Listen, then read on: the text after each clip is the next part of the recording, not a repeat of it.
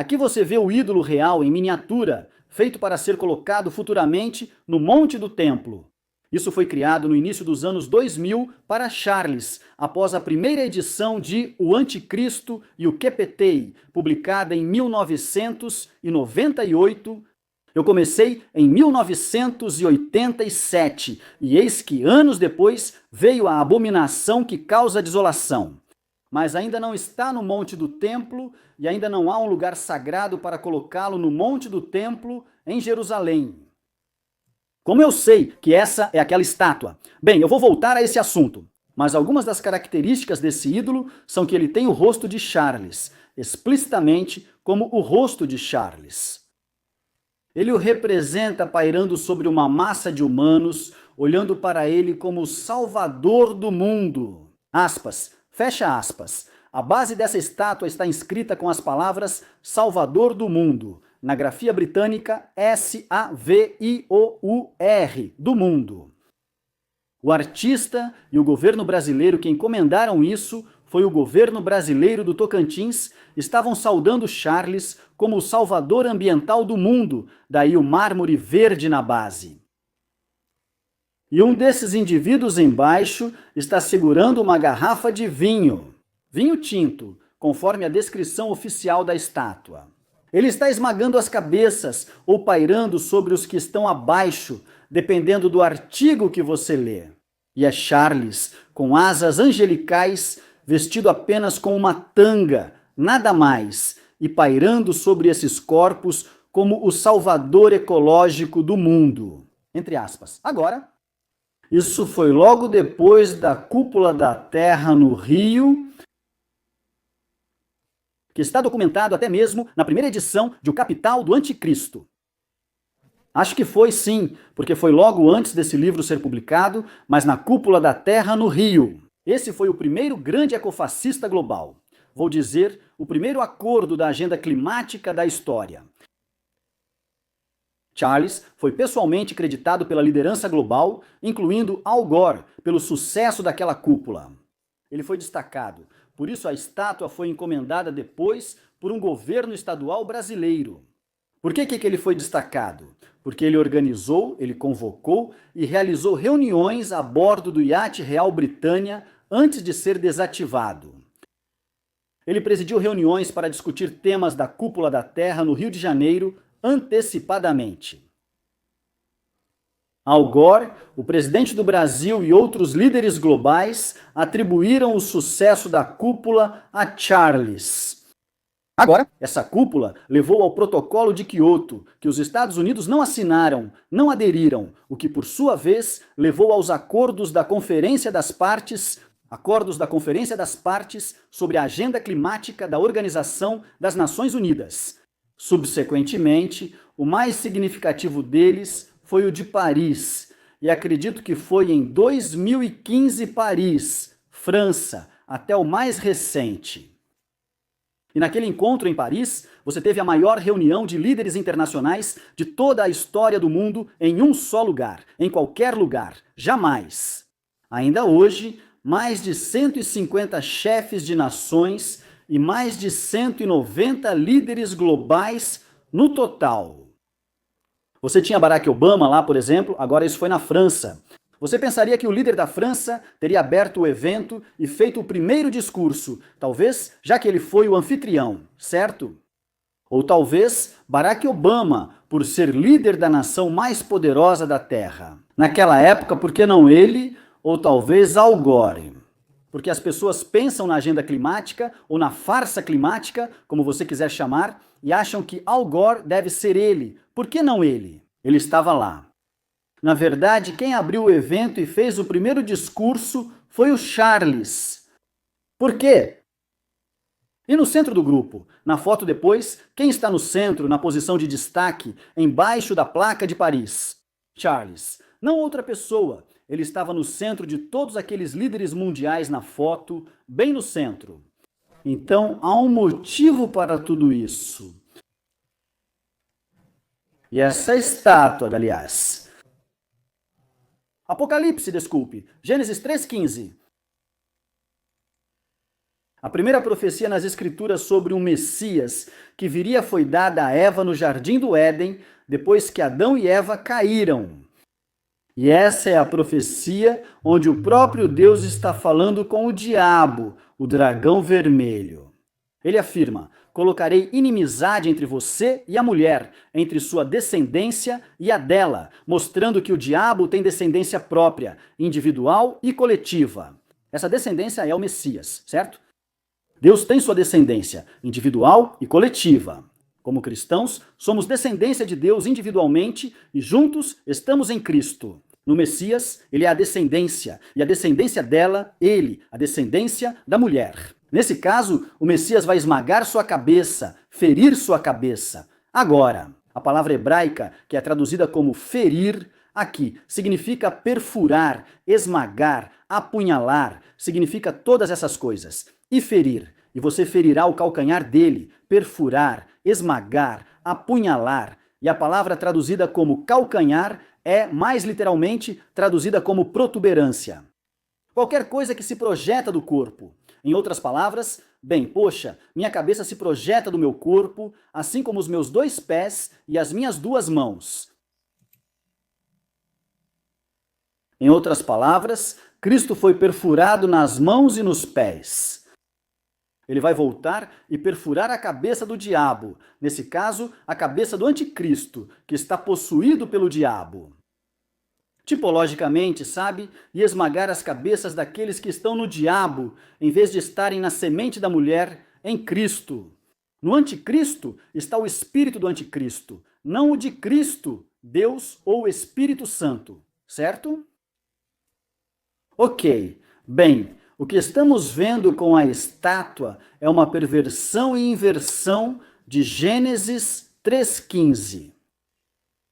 Aqui vem Charles como o Messias para esmagar as cabeças. Poxa, isso não está certo. Ok. Bem, fica realmente mais interessante aqui em Daniel, capítulo 9, versículo 27. Provavelmente sou a primeira a notar isso no texto hebraico. Abordei esse tema na edição 2024 de O Anticristo do Capitão, analisando o texto hebraico e as palavras de raiz. Mas este é o versículo que os cristãos observam. E eles dizem, bem, vai haver um período de 7 anos antes do Armagedon e antes do retorno de Cristo. Um período de tribulação de 7 anos ou semana de tribulação. Você sabe que há a grande tribulação, com a segunda metade durando 3 anos e meio finais. Eles olham para esse versículo para sugerir, com base no contexto do versículo, que é Daniel 9, 24 a 26, que há um período de 490 anos ou 70 períodos de 7, e esse é o final. O 70º período de 7, portanto, é um período de 7 anos. É assim que eles veem isso. Outros olharam para isso e disseram, não, é sobre a crucificação de Cristo, porque soa estranhamente parecido, sabe, com ele sendo crucificado no meio da semana. Se eles aceitarem que ele foi crucificado em uma quarta-feira, em vez de uma quinta ou sexta-feira, o 4º dia da semana, em outras palavras, para a crucificação. Ele ressuscitou no final do sábado, no fim do 7º dia e não no domingo. Ou seja, entre os dias, exatamente na transição do 7º para o 1º dia ao entardecer. Biblicamente, só Deus poderia separar esses dias. Isso finalmente em termos de tempo, mas deixando isso de lado. Tem uma série sobre isso chamada História do Messias e o Período da Tribulação. Vou mostrar que todas as semanas das Escrituras seguem o padrão da crucificação. Cristo foi crucificado no 4º dia e ressuscitou no final do sábado. Isso é realmente verdade. Deixando isso de lado, ao analisarmos o versículo no contexto, vemos que se refere literalmente a 7 anos, não 7 dias. Então, não é a semana da crucificação, mas uma semana que pode ser modelada após a semana da crucificação, mas ainda assim uma semana de 7 anos. Neste versículo diz, ele, e o contexto é esse príncipe de linhagem romana, e é um príncipe que se senta em um trono ou um governante de linhagem romana. Neste caso, é o anticristo, no contexto, aquele pequeno chifre aos olhos do homem de Daniel 7 anterior. então ele confirmará. E a palavra hebraica ali é gabor, que significa tornar forte, ou fortalecer, ou impor, ou fazer cumprir. Ou seja, não é algo que Israel vá necessariamente aceitar. Muitos acreditam que o anticristo firmará um tratado com Israel. É assim que o reconheceremos. Isso não é bíblico, nem o que as escrituras realmente dizem.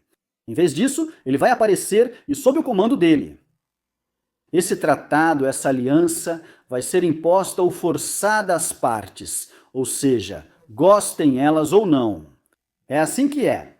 Quando chegar a hora, a maior parte do mundo vai concordar com isso porque é uma aliança, é um tratado.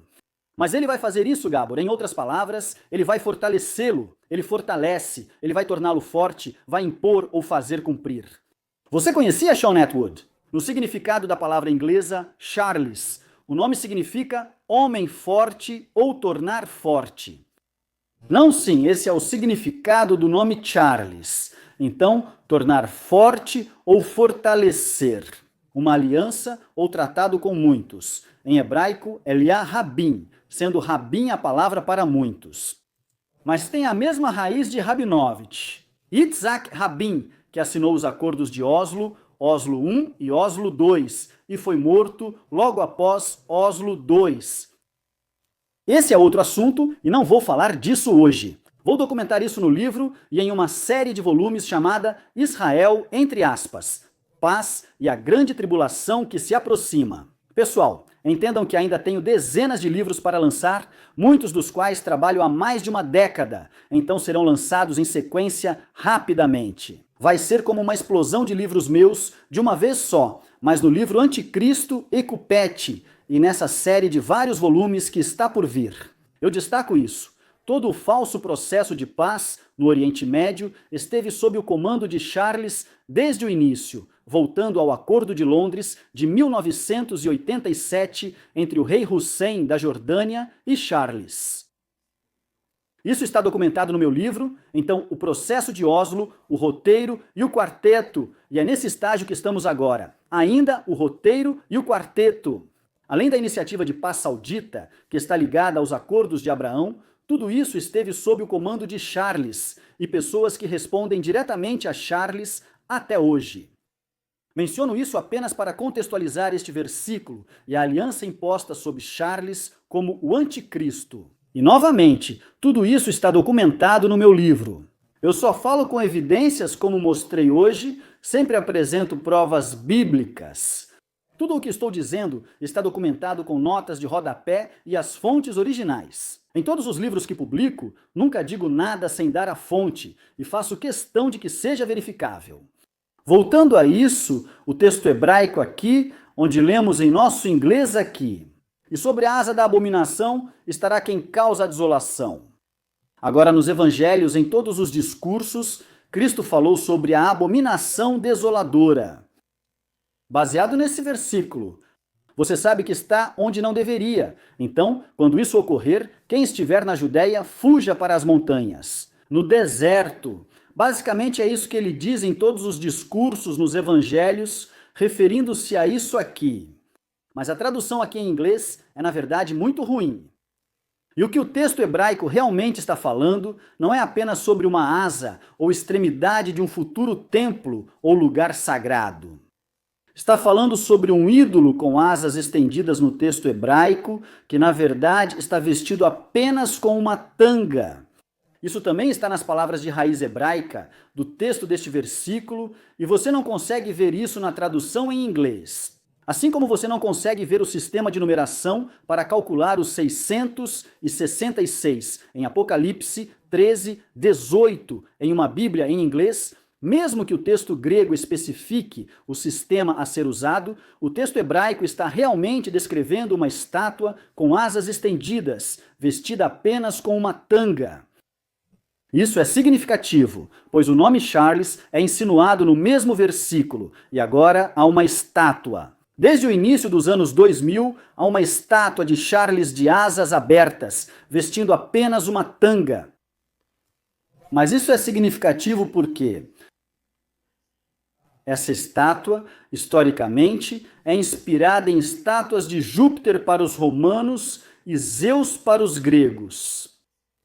E uma versão disso foi colocada, nesse caso de Zeus, no lugar santo do templo que Antíoco IV, o chamado Epifânio, o grande que profanou o templo no século II a.C., na época dos Macabeus, de onde veio o Hanukkah. Hanukkah, a festa da dedicação no Novo Testamento e no Antigo Testamento, entre os testamentos, devo dizer, e então no Novo Testamento, nós temos essa festa, quando o templo foi purificado, depois que Antíoco IV profanou o templo e sacrificou um porco no altar. E ele colocou um ídolo, de acordo com alguns relatos de Zeus, ali no lugar santo.